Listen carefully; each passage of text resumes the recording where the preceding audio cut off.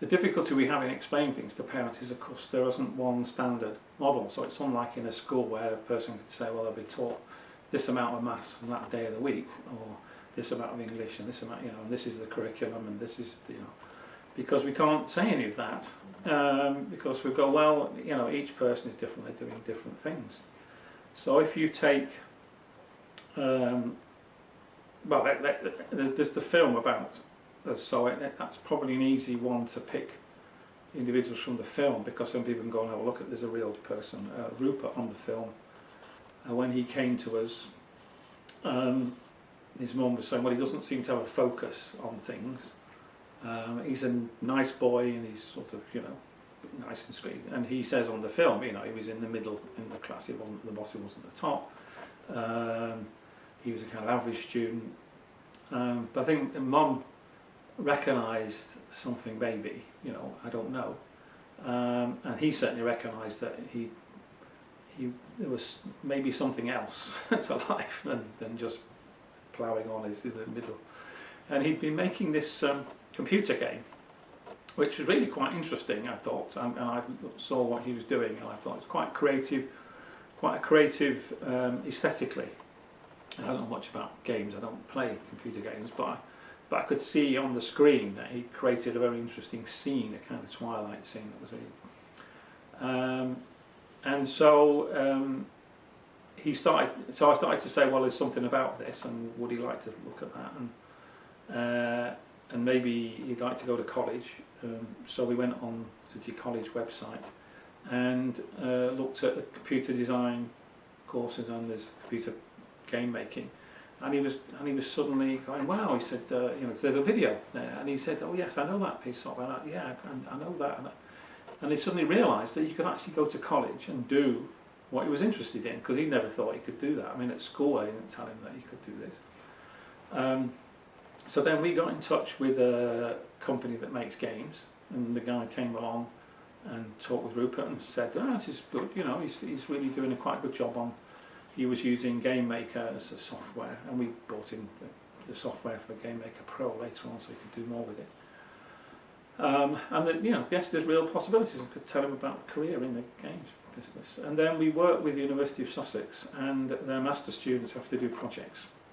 So we had a group of pretty red hot, IT people and they had to do a project about applications in education. So they came and met Rupert and acted as a kind of project team with him. So they spent time with him, helping him with the software and how he could both again think about what he wanted to do. So that's what he went. He went to City College to do a computer design course, and then on from that. So his daily routine would be coming in the morning. There'd be a community meeting where we'd sit around and work out general stuff, trips, whatever it was. And then he would have things he would be working on. He realised that he needed to have something in maths and English to go to college, so then he started to pay attention to that. He did something called the Arts Award, which allows, it's a really nice qualification that the Arts Council has sponsored, so it's got credibility. And there's a bronze level, which is the lower level GCSE, and then the silver is equivalent to an A-star C, and then the gold actually gets you UCAS points. It's a higher level beyond 16, so we don't do that. So he did bronze and silver Arts Awards using a lot of the stuff he was doing. And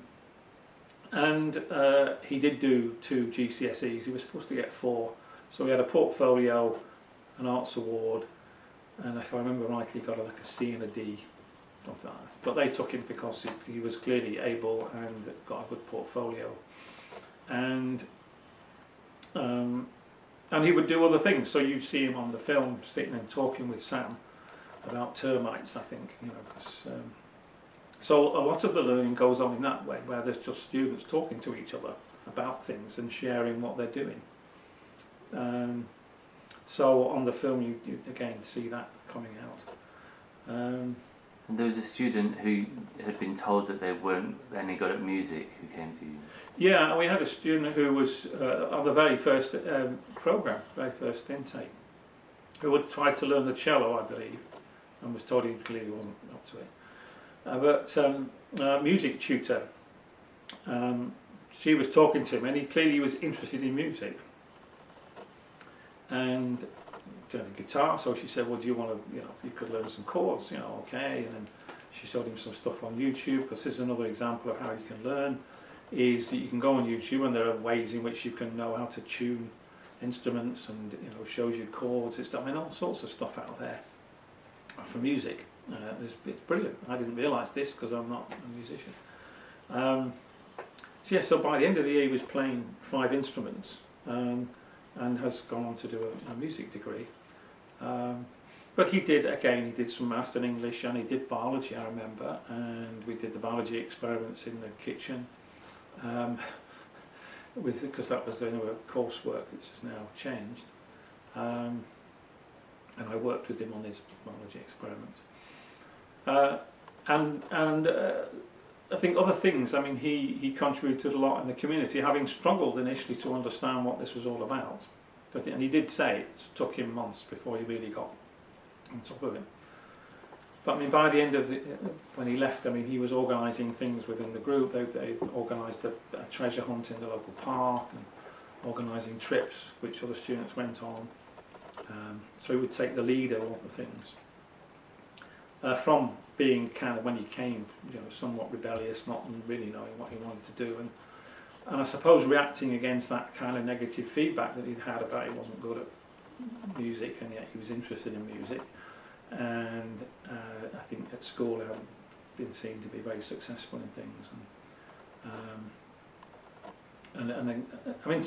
So some of our students have come with a poor record from school. Others is the opposite, where they've done well but got bored in school and wanted to do, more or things at different stages.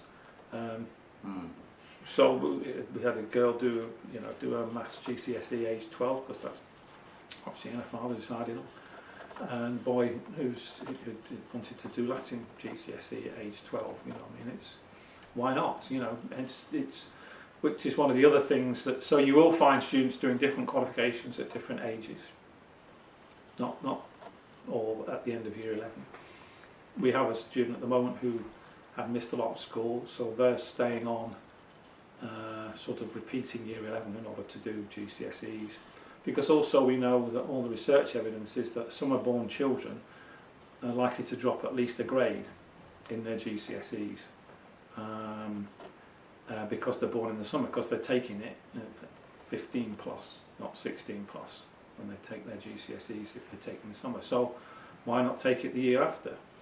Just because you're born on the 31st of August doesn't mean that you have to fit in with the fact that the school year is 1st of September, 31st of August. So the government's own figures say that at least 10,000 children every year get worse grades at GCSE just because they're summer born and for no other reason.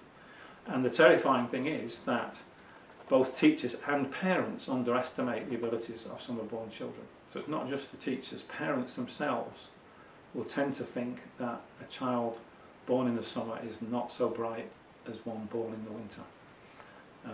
So these changes of getting out of the lockstep, of the school model, are really quite socially important. And we're talking about social justice here. We're talking about discriminatory practices which are inbuilt within the school system. It is inherently discriminatory, and we know it is for terms of white working class boys and summer-born children, and that's quite a lot of children.